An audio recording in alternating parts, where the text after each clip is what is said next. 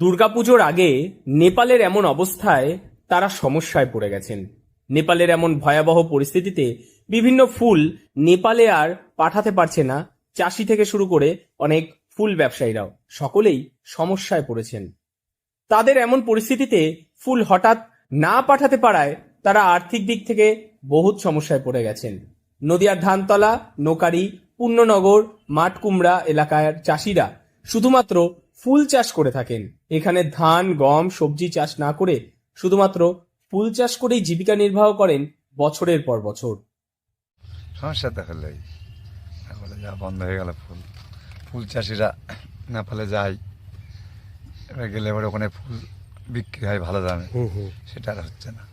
মানে এরকম যে হবে ভাবতে পারে না। এবার তো জমিতেই তাহলে কি ফুল নষ্ট হবে? না, নষ্ট কম দাম কমে যাবে, দাম কমে যাবে, নষ্ট হবে না, চাহিদা চাষের লস হবে। কত বছর ধরে ব্যবসা এই ফুলের চাষ করছেন? আমরা অনেক দিন থেকে।